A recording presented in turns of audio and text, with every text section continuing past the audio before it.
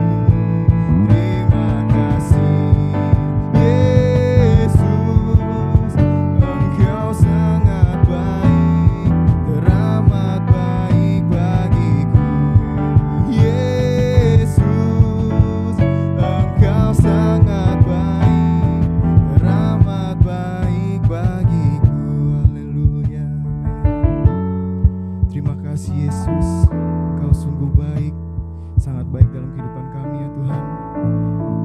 Dalam situasi dan kondisi yang begitu sulit saat-saat ini ya Tuhan Yesus, biarlah hati kami tetap memuji dan memuliakan nama-Mu ya Tuhan Yesus.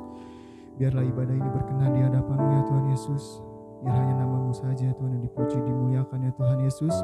Pakai kami semua ya Tuhan menjadi satu kesatuan dalam tubuh Kristus. Dari WL, pemain musik ya Tuhan Yesus, hamba-Mu yang akan membawakan firman Tuhan, hingga jemaat-Mu yang akan mendengarkan ibadah online ini ya Tuhan Yesus. Terima kasih ya Tuhan, terima kasih, kami serahkan semua ke dalam tangan-Mu.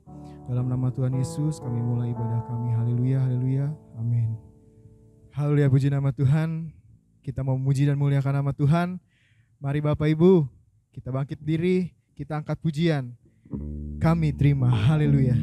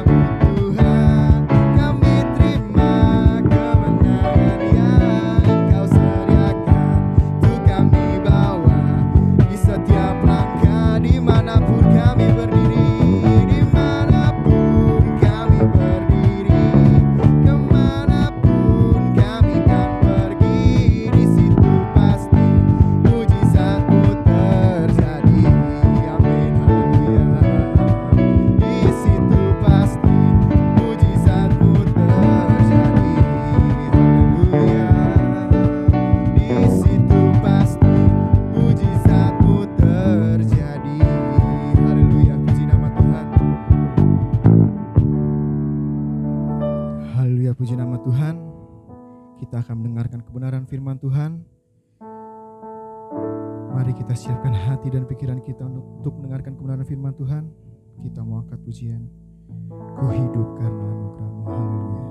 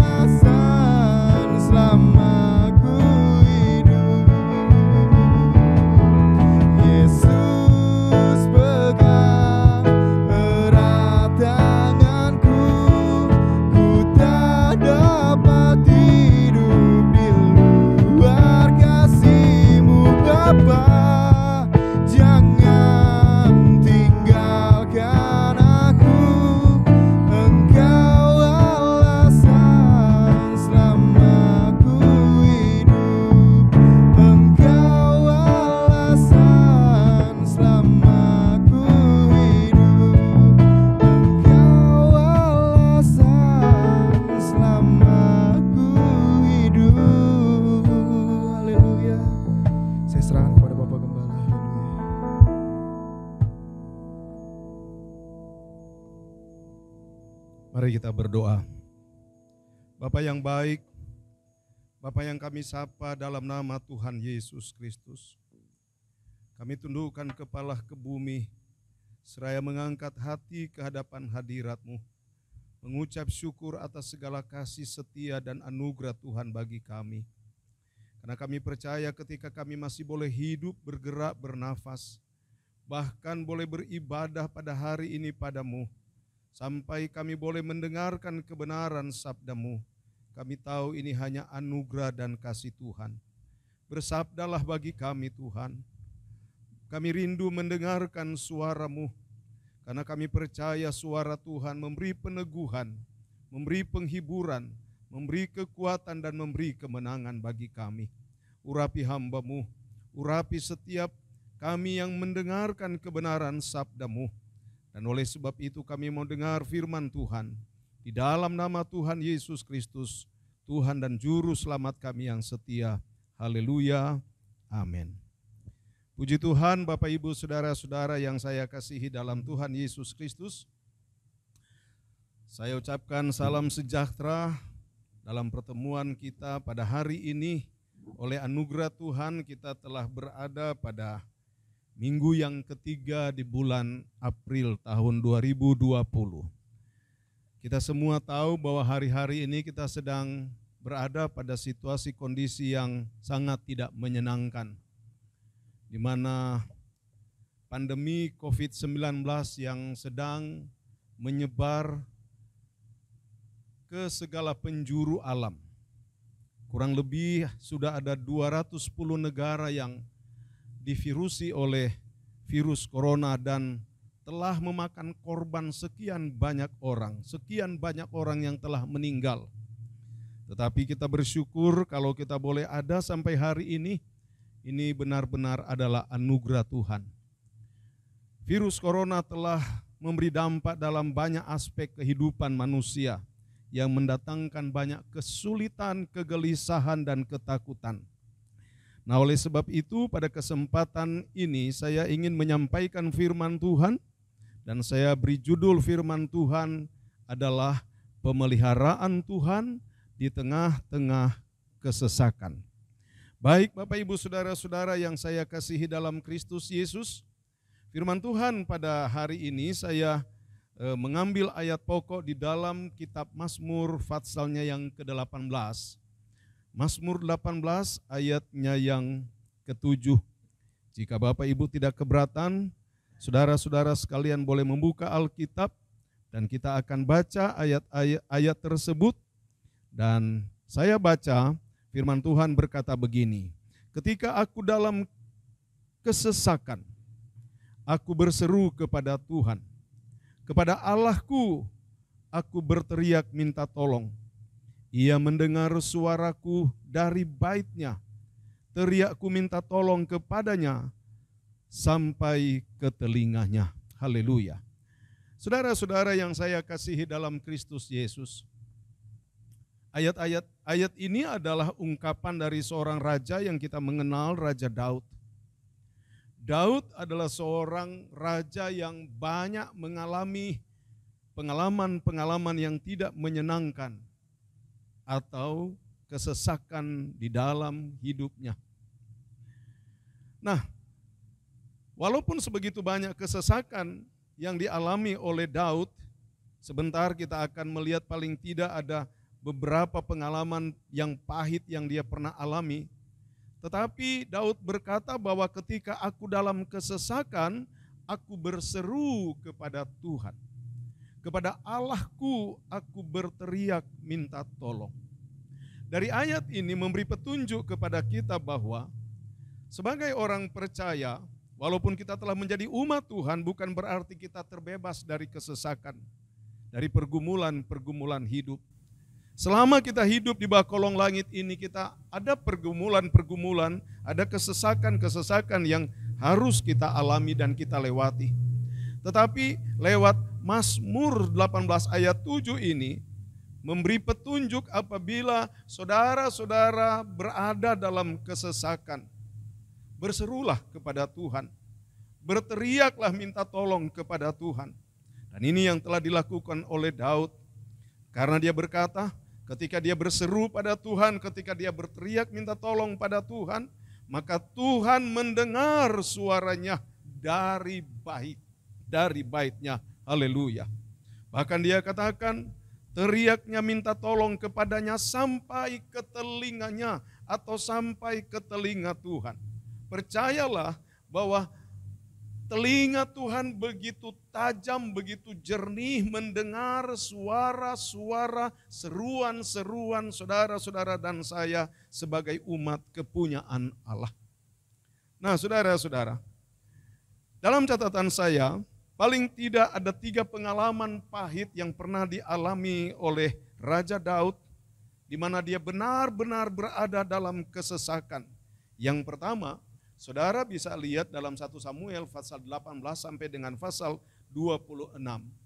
Dalam pasal-pasal itu menceritakan bagaimana Daud dibenci oleh seniornya Raja Saul. Saul begitu membenci Daud dan Saul berusaha untuk membunuh Daud. Dalam beberapa kesempatan Saul berusaha menombak Daud, tetapi Tuhan telah meluputkan dia. Dalam beberapa kesempatan Saul mengejar-ngejar Daud. Dan dia mengejar dilengkapi dengan pasukan dan tentara yang banyak. Sehingga Daud harus lari meninggalkan istana Saul. Daud lari dan tinggal di padang gurun.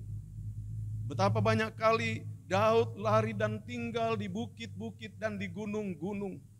Bahkan ada beberapa kesempatan Daud lari keluar dari wilayah Israel. Betapa jiwanya terancam, betapa nyawanya terancam. Seolah-olah di wilayah Israel tidak ada tempat yang aman lagi bagi dia. Dan itu benar-benar berada di dalam kesesakan.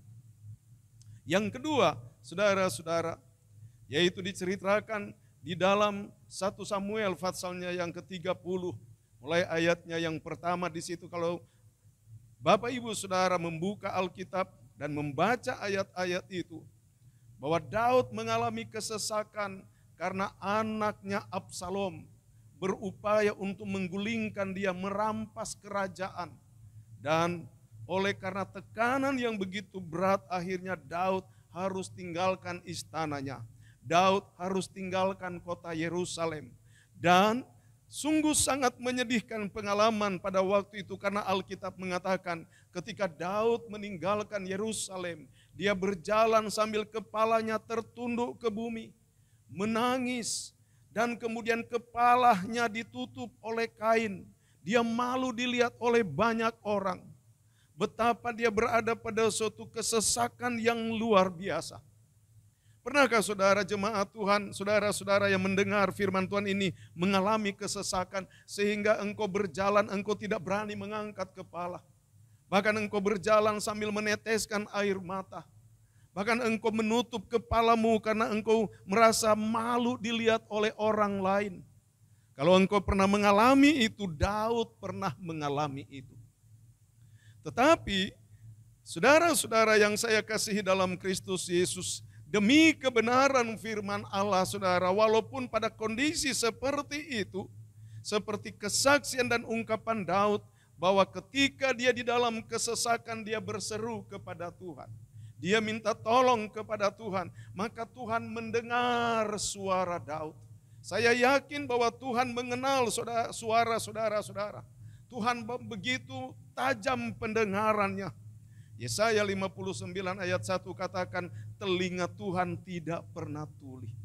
Tidak ada sesuatu keadaan atau suatu bentuk penghalang yang mampu menghalangi pendengaran Tuhan terhadap suara saudara.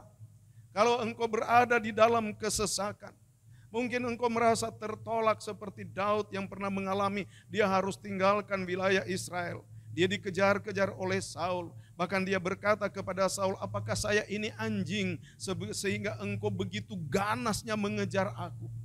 Mungkin engkau sedang mengalami pengalaman-pengalaman seperti itu. Sepertinya tidak ada tempat yang aman, atau tertolak, atau tekanan yang begitu berat, sehingga engkau seperti tidak ada tempat yang aman untuk engkau berteduh.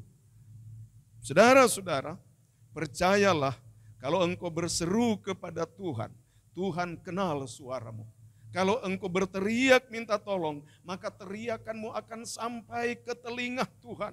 Karena pendengaran Tuhan, sekali lagi saya katakan, begitu tajam.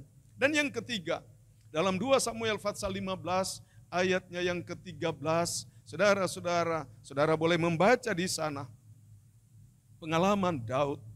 Ketika Daud dan pengikut-pengikutnya pergi berperang, mereka tinggalkan Siklak, tempat tinggal mereka. Di sanalah istri mereka, di sanalah anak-anak mereka, di sanalah harta kekayaan mereka. Dan apa yang Alkitab katakan, ketika mereka kembali dari berperang, dari jauh mereka melihat kota Siklak, asapnya naik membumbung tinggi ke langit. Ketika mereka tiba di sana, ternyata Siklak itu sudah dibakar. Karena ketika mereka tidak ada di sana, musuh telah datang memusnahkan, membakar kota kekuatanmu.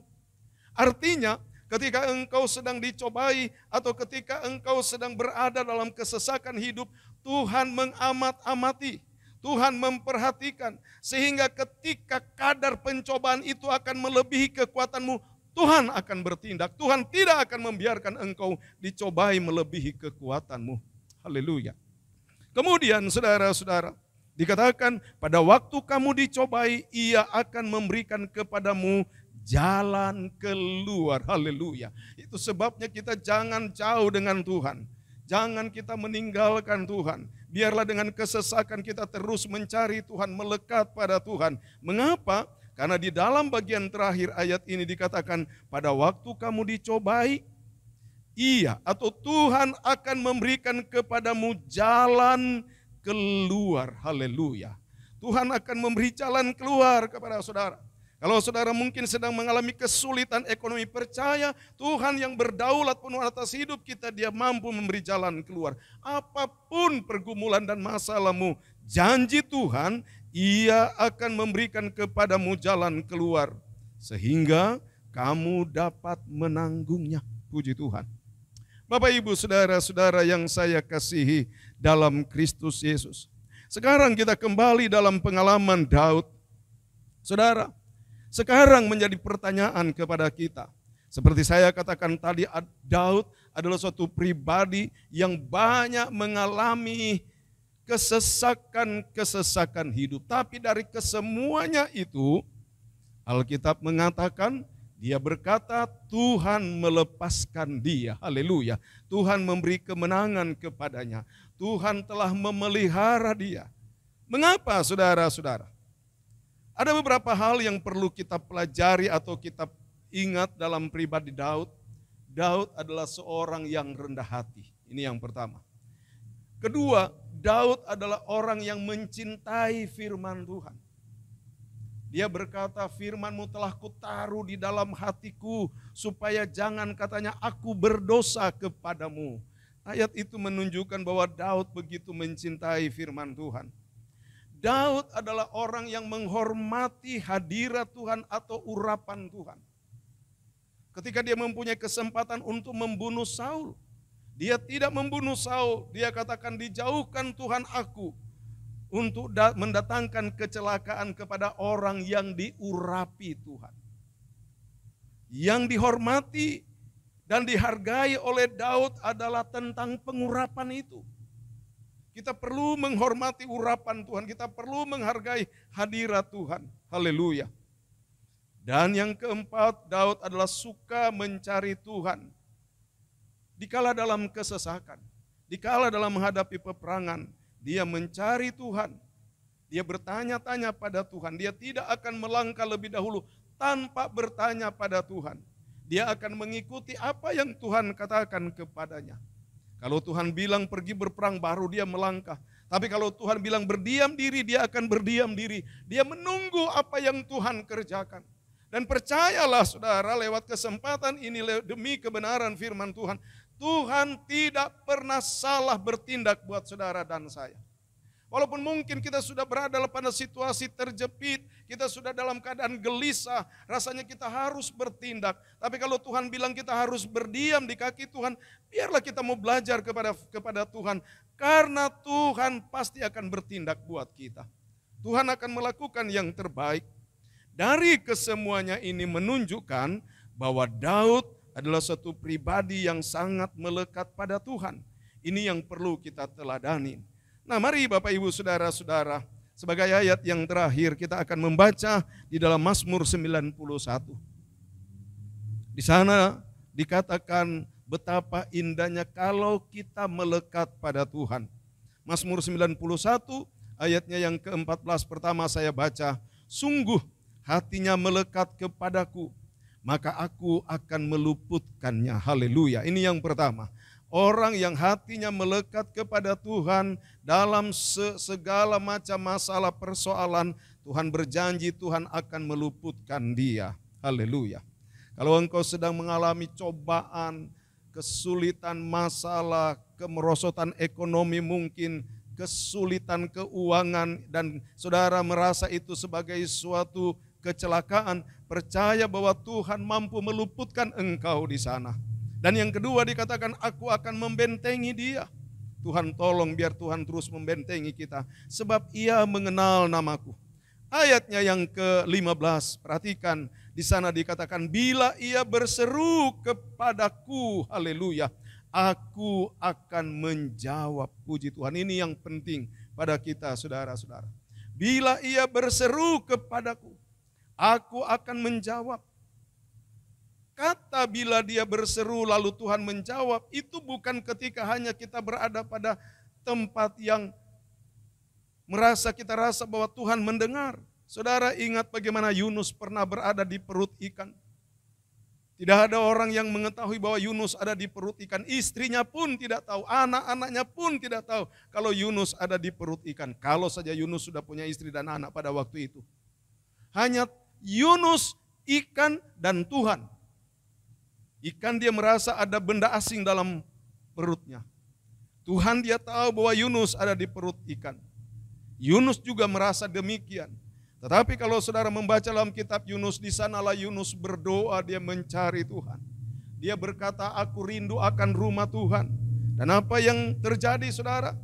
Jelas Alkitab mengatakan Tuhan perintahkan ikan itu pergi muntahkan Yunus di darat.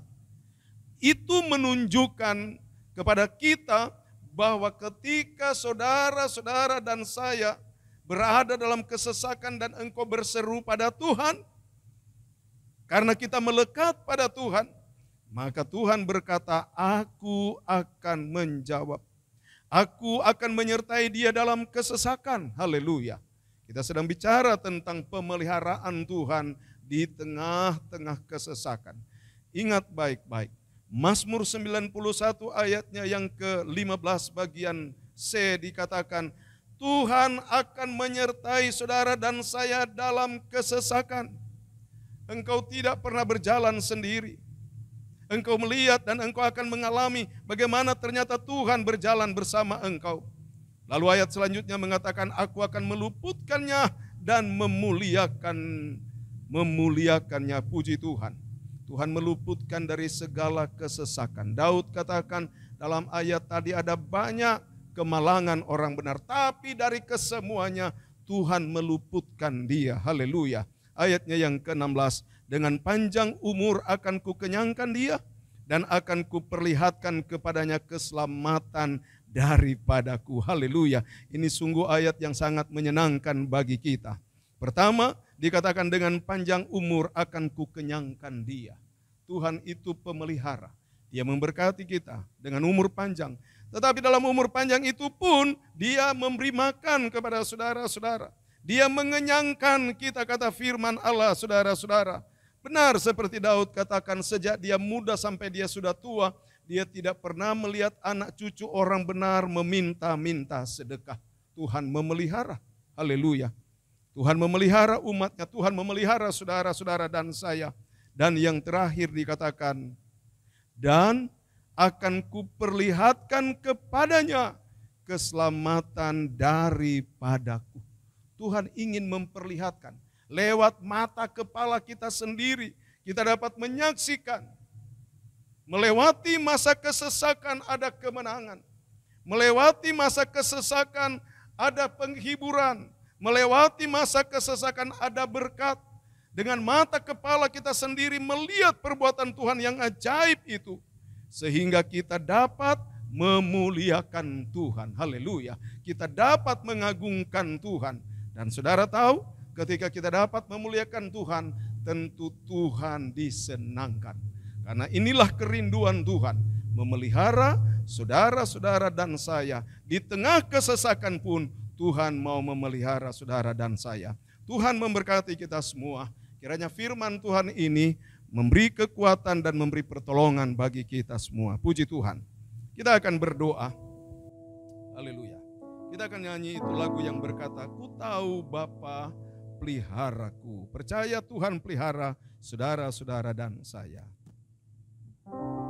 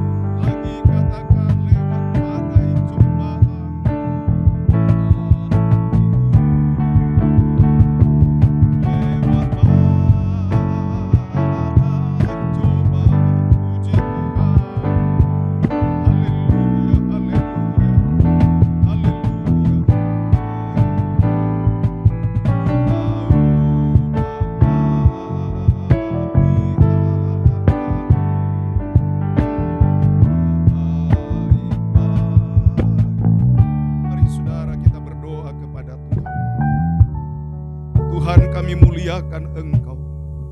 Kami besarkan nama-Mu, karena Engkau adalah Allah yang maha kuasa, bahkan Allah yang penuh kasih, kemurahan dan anugerah bagi kami.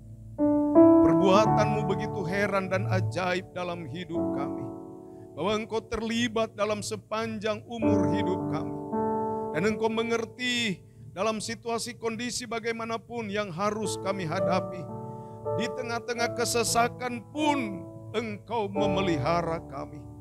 Di tengah-tengah kesesakan ketika kami berseru kepadamu, Engkau mendengar dan Engkau memberi pertolongan. Engkau memelihara dan Engkau mengenyangkan kami. Terima kasih ya Tuhan, terima kasih buat janji-janji-Mu, buat perbuatan-Mu yang heran dalam hidup kami. Engkau berkati semua kami yang telah mendengarkan sabda-Mu. Hamba berdoa bagi umat-umat-Mu, bagi jemaat-jemaat. Mungkin ada di antara anak-anak-Mu yang hari-hari ini berada dalam kesesakan. Tuhan, Engkau adalah Allah yang hidup. Kuasa-Mu tidak pernah berubah. Dahulu, hari ini, bahkan sampai selama-lamanya. Engkau juga itu yang melawati anak-anak-Mu. Engkau itu juga yang menolong mereka, memberkati mereka, jawab pergumulan-pergumulan mereka, seruan doa mereka Tuhan jawab dan Tuhan berkati. Haleluya, haleluya. Berkati Tuhan usaha pekerjaan anak-anak-Mu, berkati mata pencarian anak-anak-Mu, berkati Tuhan menjadi bisnis dan usaha mereka. Bahkan hari-hari yang kami jalani di tengah-tengah situasi yang tidak menyenangkan hari-hari ini karena adanya virus corona, Engkau terus pelihara. Pelihara jemaat, pelihara anak-anak-Mu, pelihara dalam keluarga dan rumah tangga mereka. Tuhan, jangan pernah membiarkan sedetik pun, dan kami tahu Engkau tidak pernah membiarkan kami. Terima kasih Tuhan Yesus, terima kasih. Engkaulah yang menjadi pertolongan bagi kami hari ini, besok kekal sampai selama-lamanya. Terima kasih Tuhan, itu sebabnya meteraikan firman-Mu, dan karena firman-Mu menjadi kekuatan bagi kami. Terpujilah Bapa, kami bersyukur karena hari ini kami boleh beribadah kepada Engkau. Walaupun dengan segala keterbatasan, tapi kami percaya Engkau hadir dalam ibadah kami. Kami percaya Engkau memberkati doa kami, memberkati seruan doa anak-anak-Mu. Dan kami akan keluar sebagai pemenang di dalam Tuhan. Terpujilah Tuhan kekal selama-lamanya. Saatnya kami akan menamatkan ibadah ini. Kita nyanyi itu lagu yang berkata, kiranya. Kiranya Engkau memberkati aku berlimpah-limpah dan memperluas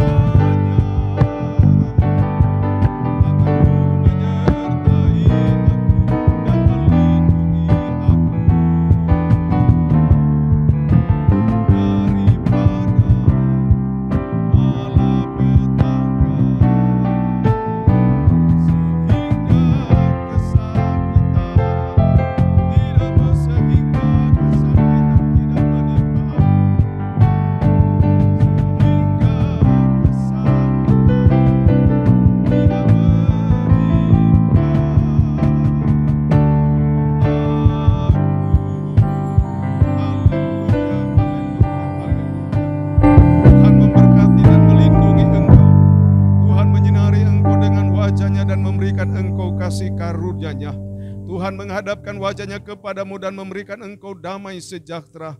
Diberkatilah hidupmu, diberkatilah pekerjaanmu, diberkatilah rumah tanggamu, diberkatilah ketika engkau masuk dan keluar dari dalam rumahmu.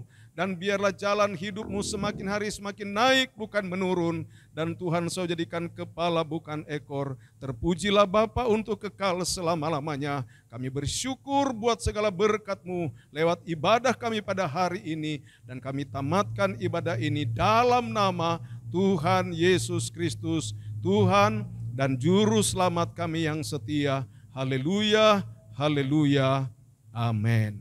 Puji Tuhan. Kuat